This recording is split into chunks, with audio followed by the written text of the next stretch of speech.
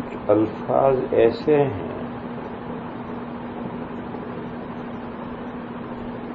کہ نسبت بدلنے سے معنی بدلتے ہیں۔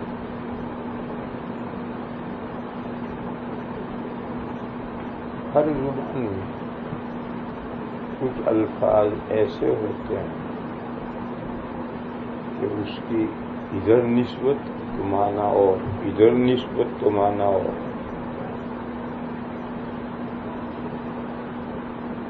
جیسے محبت، لفظ محبت کا اگر تعلق بیوی کے ساتھ، شوہر کے ساتھ ہو تو محبت کے معنی اور، بچوں کے ساتھ ہو پھر بچے بھی چھوٹے بچوں کے ساتھ تعلق ہو تو معنی اور، بڑے بچے ہو گئے ان کے ساتھ وہاں معنی اور۔ اللہ کے ساتھ محبت کا تعلق، لفظ محبت اللہ سے محبت، وہاں معنی کچھ اور ہے۔ اللہ کے رسول صلی اللہ تعالی علیہ وسلم سے محبت، وہاں کچھ معنی اور ہے۔ اللہ کے نیک بندوں سے، اولیاء سے محبت، یہاں اس کے معنی کچھ اور ہے۔ اگر کوئی شخص سبھی جگہ محبت کے ایک ہی معنی لے تو پاگل۔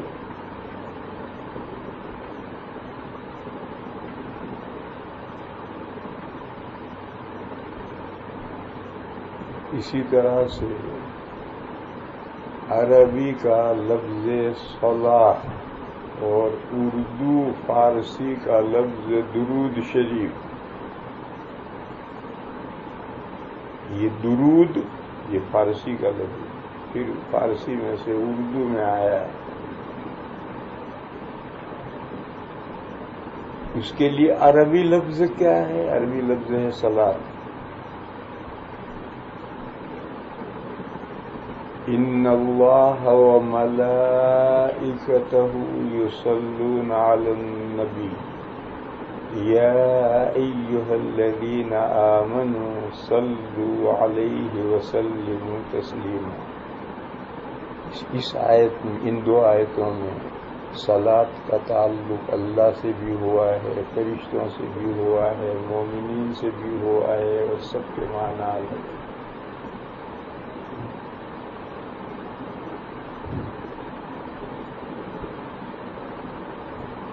اب ان کے صلاۃ کے کیا کیا معنی بنتے ہیں اللہ کے تعلق سے، فرشتوں کے تعلق سے، مومنین کے تعلق سے، وہ سمجھانے بیٹھیں گے تو سارا وقت اسی کی نظر ہو جائے گا۔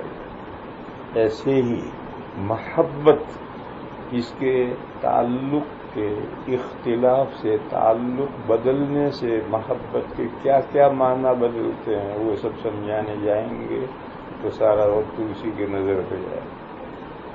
یہاں تو قاعدہ سمجھانا ہے، قاعدہ بس سمجھ میں آ جانا چاہیے کہ ہر زبان میں کچھ لفظ ایسے ہوتے ہیں کہ ان کے معانی تعلقات کے بدلنے سے بدل جاتے ہیں۔ بس یہ قاعدہ سمجھ لینا چاہیے۔ یہ مثالیں جو ہیں ان کی وضاحت ضروری نہیں۔ ایسے ہی لفظوں میں سے ایک لفظ ہے حیا، یہ عربی کا لفظ ہے، اس کا اردو میں ترجمہ ہے شرم، اور آپ لوگوں کے یہاں بھی ایسا ہی اس سے ملتا جلتا لفظ ہے شیم۔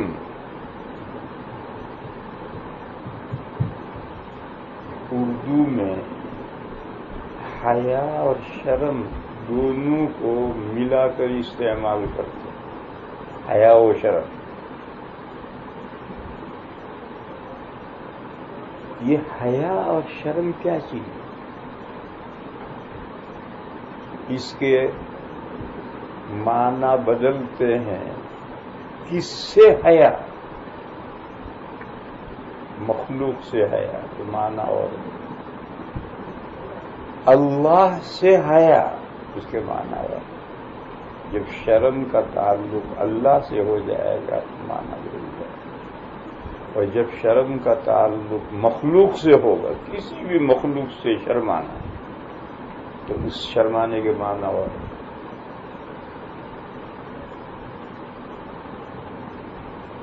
اور اس کی معنی بدلنے کی وجہ کیا ہے؟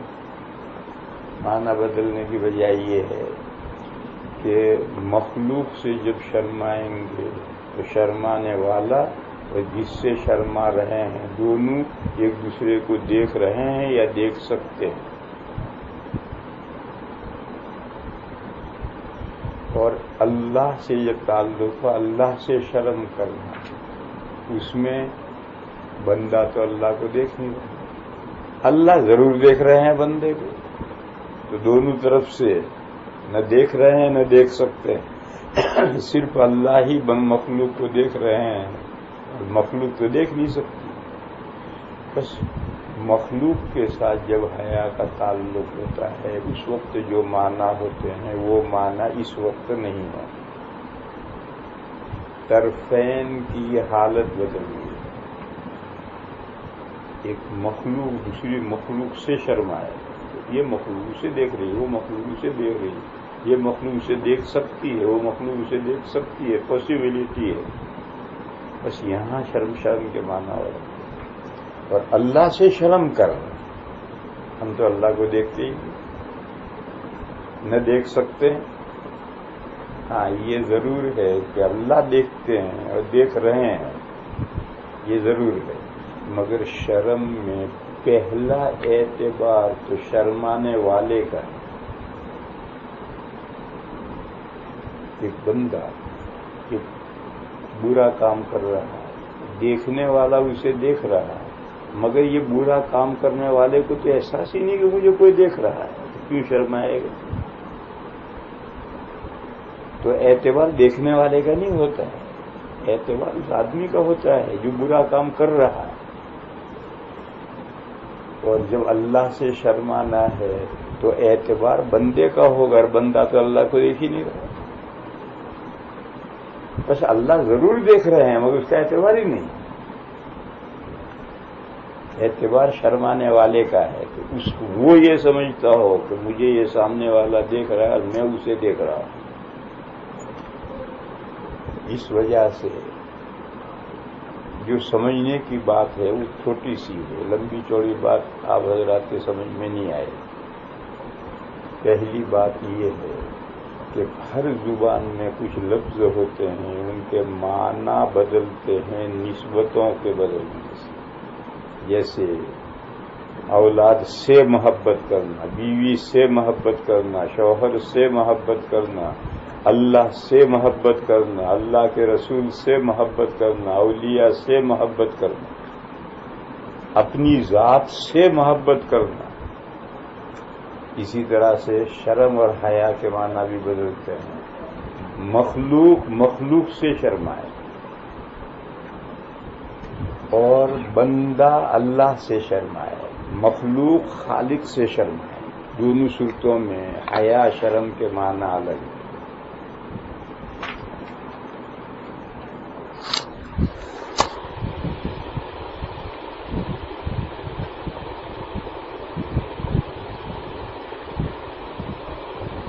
اس کے بعد یہ قاعدہ سمجھنا چاہیے کہ حیا اور شرم ایک اہم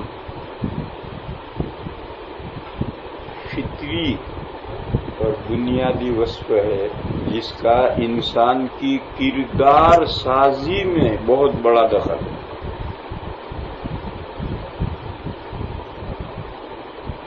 حیا اور شرم یہ ویری امپورٹنٹ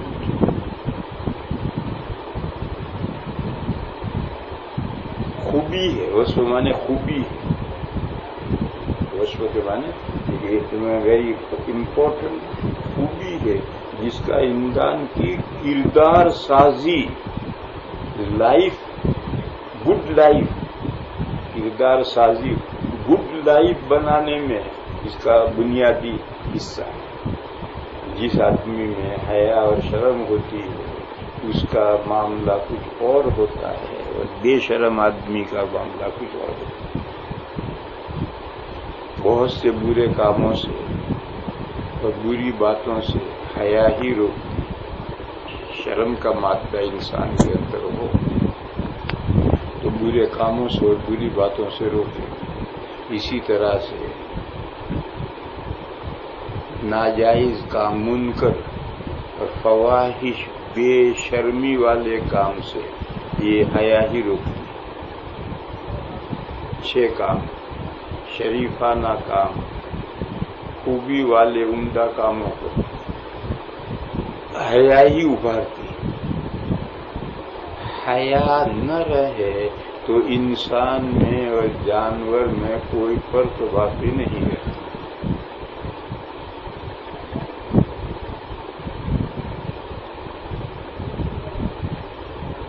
اور حیا اللہ کی صفت ہے، اور اللہ میں خوبیاں ہوتی ہیں، برائیاں نہیں ہوتی۔ جب اللہ کی صفت ہے حیا تو حیا عمدہ صفت ہے، خوبی ہے۔ اللہ میں حیا ہے، دلیل حدیث شریف ہے، ان اللہ حی ستیر،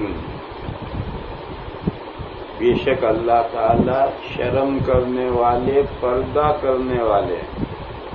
لہذا جب نہاؤ تو ننگے لوگوں کے سامنے مت نہاؤ، کپڑا پہن کر کے نہاؤ، پردے میں نہاؤ۔ یہ حضور نے حکم دیا کہ لوگوں کے سامنے ننگے نہیں نہانا چاہیے، کپڑا باندھ کر نہاؤ۔ پھر لوگوں کے سامنے کپڑا لنگی باندھ کر بھی لوگوں کے سامنے نہیں، پردہ کر کے نہاؤ۔ یہ حکم جب حضور نے دیا تو تمہید یہ قائم، ان اللہ حی ستیر، اللہ شرمیلے ہیں، شرم کرنے والے ہیں، پردہ کرنے والے ہیں۔ لہذا ننگے لوگوں کے سامنے نہانا یہ تو بے شرمی کی بات ہے۔ جب اللہ میں یہ شرم، اللہ شرمیلے ہیں تو اللہ کی یہ صفت ہمارے اندر بھی آنی چاہیے۔ لہذا کپڑا باندھ کر نہ ہو، اور اللہ پردہ فرمانے والے ہیں۔ اللہ سب کے سامنے اوپر نظر نہیں آ رہے، پردے میں ہیں، ہر جگہ ہیں اور پردہ فرمائے ہوئے ہیں۔ لہذا بندے کو بھی کپڑا باندھ کر بھی لوگوں کے سامنے نہیں نہانا چاہیے، پردہ کر کے نہانا۔ بہرحال اس حدیث سے یہ معلوم ہوا کہ حیا، شرم اللہ کی صفت ہے، اور اللہ میں خوبیاں ہو سکتی ہیں، بری صفت نہیں ہو سکتی۔ لہذا یہ حیا اللہ اچھی صفت ہے۔ میں نے کہا تھا کہ حیا آدمی میں نہ رہے تو انسان میں اور جانور میں کوئی فرق نہیں، پھر انسان جو چاہے کرے۔ ایک حدیث ہے، نبی پاک صلی اللہ علیہ وسلم نے فرمایا کہ گزشتہ نبیوں کی تعلیمات مٹ گئی، لمبا زمانہ گزرنے سے بہت سی باتیں بھولی بسری ہو جاتی، گزشتہ نبیوں کی تعلیمات سب مٹ گئی، مگر بعض باتیں ضرب الامثال کی شکل میں باقی رہ جاتی ہیں، کہاوتوں کی شکل میں باقی رہ جاتی ہیں۔ یہ بات نبی پاک صلی اللہ تعالی علیہ وسلم فرما رہے ہیں کہ گزشتہ نبیوں کی تعلیمات مٹ گئی، مگر بعض باتیں کہاوتوں کی شکل میں، زبان زد جملوں کی صورت میں بعض باتیں باقی رہتی ہیں۔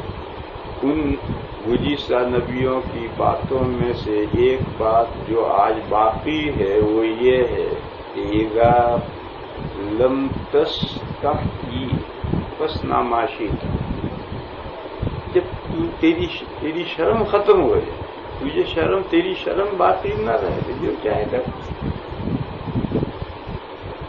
اذا فاتک الحیا فافعل ما شئت، جب تیرے اندر شرم کا مادہ باقی نہ رہے تو پھر کوئی چیز مانے ہے نہیں، جو تو چاہے کر. حدیث ہے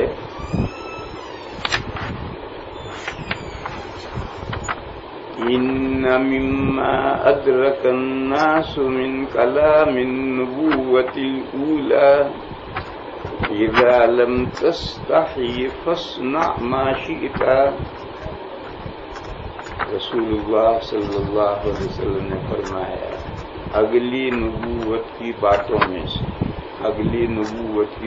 میں سے یعنی حضور سے پہلے جو انبیاء ہوئے ان کی باتوں میں سے لوگوں نے جو کچھ پایا ہے، یعنی ان کی باتوں میں سے جو باقی رہ گیا ہے، اس میں سے ایک مقولہ یہ بھی ہے کہ جب تم میں شرم و حیا نہ ہو تو پھر جو چاہو کرو.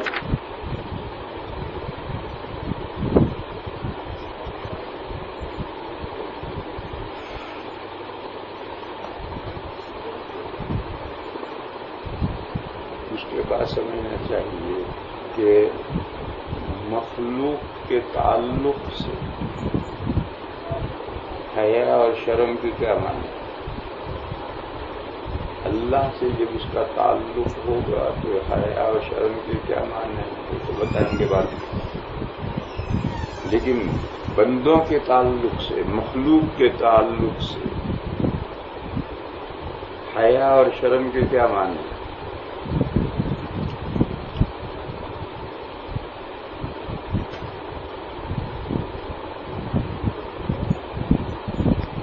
کوئی ناجائز کام کرتے ہو، منکر کہتے ہیں ناجائز کام. کوئی ناجائز کام کرتے ہو یا بے شرمی والا کام جو بھی ہوگا ناجائز. جب اللہ میں صفت ہے شرم تو بے شرمی والا کام جائز کیسے ہوگا؟ ہر وہ کام جو بے شرمی والا ہے وہ ضرور اللہ نے حرام کر دیا. اور یہ فاحشہ کے معنی ہے بے شرمی والا کام، فواحش معنی بے شرمی والے کام، اور ناجائز بے شرمی والا کام نہیں مگر ناجائز، جیسے سود کھانا ناجائز، بے شرمی والا کام نہیں. ساری دنیا دھڑلے سے سود کھاتی ہے، دیتی ہے، لیتی، مگر یہ منکر ہے. اور زنا جانوروں کے نزدیک تو منکر ناجائز نہیں. زنا جانوروں کے یعنی وہ انسان جو جانوروں جیسے ہیں ان کے نزدیک تو باہمی رضامندی سے زنا کرو جائز، چھوڑو انہیں، وہ جانوروں جیسے انسان. لیکن جس انسان میں انسانیت ہے وہ زنا کرتے ہوئے شرمائے، کسی کے دیکھتے زنا نہیں کرے. اور جانور اپنی والی حرکت سڑک پر کھڑے کھڑے کریں. جو انسان جانوروں جیسے ہیں وہ سڑک پر کھڑے کھڑے، مرد اور عورتیں کھڑے کھڑے بے حیائی کے کام غصوں کا نار کرتے، تو جانوروں جیسے انسان. لیکن اگر انسان میں انسانیت ہے تو کسی کے دیکھتے ہوئے زنا یا زنا کے مقدمات کبھی نہیں کرتے. تو یہ ناجائز بھی ہے اور بے حیائی کا کام بھی ہے. اور منکر صرف ناجائز ہوگا، اس میں بے حیائی کا مفہوم نہیں ہوگا. تو بے حیائی کے کاموں کے ناجائز ہونے کی ڈبل وجہ. ایک وجہ کیا ہے؟ وہ منکر ہے. دوسری وجہ کیا ہے؟ وہ فاحشہ ہے. اور منکر جیسے سود لینا، اس کے ناجائز ہونے کی وجہ ایک ہے کہ اللہ نے اسے ناجائز کیا. تو بے حیائی والا کام نہیں. تو انسان میں ایک ضعف ہے. ضعف کے معنی ویکنیس، یہ کمزوری ہے. مگر وہ ہر وقت کمزوری نہیں ہوتی. جب وہ کوئی ایسا کام کرتا ہے جس کے بارے میں اس کا تصور یہ ہے کہ میرا یہ کام دوسرا بندہ دیکھ لے گا تو مجھے برا سمجھے گا، جب یہ تصور ہوتا ہے اس وقت وہ ذوق ویکنیس کی طبیعت میں پیدا ہوتا ہے، اور اس ویکنیس کی وجہ سے آدمی وہ بے حیائی والا کام کرنے سے رک جاتا ہے. تو ذوق ایک ویکنیس کا نام ہے، مگر وہ ہر وقت ویکنیس نہیں ہوتی، اچانک پیدا ہوتا ہے. جیسے خوشی کی خبر سنتے ہی چہرہ کھل جاتا ہے، غم کی خبر سنتے ہی چہرہ مرجھا جاتا ہے. تو خوشی اور مرجھانا یہ ہر وقت نہیں رہتا. ایک صفتیں ہیں، جو خوشی کی بات سنی ایک دم چہرے پر وہ خوشی ظاہر ہو، غم کی بات سنی تو غم چہرے پر ایک دم ظاہر ہو. اسی طرح سے حیا شرم کا جو وصف ہے وہ ہر وقت نہیں رہتا ہے، وہ ایک ذوق اور کمزوری ہے، انسان میں ویکنیس ہے. مگر وہ ویکنیس کب پیدا ہوتی ہے؟ اس وقت پیدا ہوتی ہے کہ جب وہ کوئی کام کرتے ہوئے یہ محسوس کرے کہ میرا یہ کام فلاں نے دیکھ لیا، اب وہ مجھے برا سمجھے گا، میرے بارے میں اچھا خیال نہیں رکھے گا، تو وہ ایک دم ذوق ویکنیس پیدا ہوتا ہے اور وہ اس کام کے کرنے سے رک جاتا ہے. ایک صحابی خیبر کے جنگ خیبر کے موقع پر، وہاں خیبر میں بہت سارے قلعے تھے اور وہ سب لڑ وڑ کر کے فتح ہوئے. ایک صحابی کہتے ہیں کہ میں ایک قلعے کے قریب کھڑا تھا اور اوپر سے قلعے کے اوپر سے کسی نے چربی کا تھیلا نیچے ڈالا. کوئی اس کا ارادہ کچھ ہوگا کہ کوئی آپ لے جائے گا یا وہ اتر کر کے لے کر جائے گا، بہرحال اس نے چربی کا تھیلا ڈالا. تو یہ خوشی کی وجہ سے جھوم گئے کہ بڑا مال ملا، اور جا کر کے اسے بنا دیا، یعنی میرا ہو گیا، مال غنیمت میرا ہو گیا. اب دبا کر کے کھڑے ہوئے، یوں دیکھا تو حضور کھڑے. تو اتنی شرم ان کے اوپر پڑ گئی کہ وہاں سے ان کے لیے ہلنا مشکل ہو.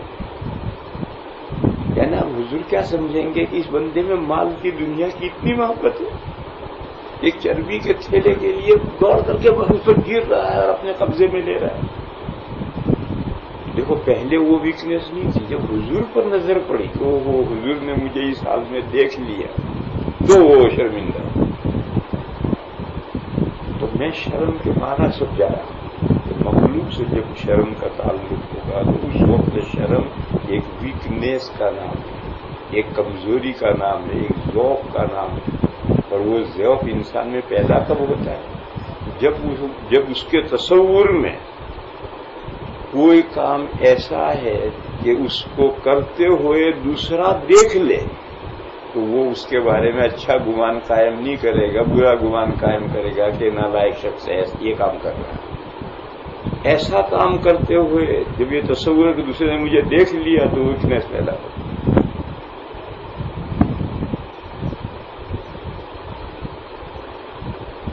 اور اللہ سے جب شرم کا تعلق ہو تو پھر شرم حیا کے کیا معنی؟ نبی پاک صلی اللہ تعالی علیہ وسلم نے فرمایا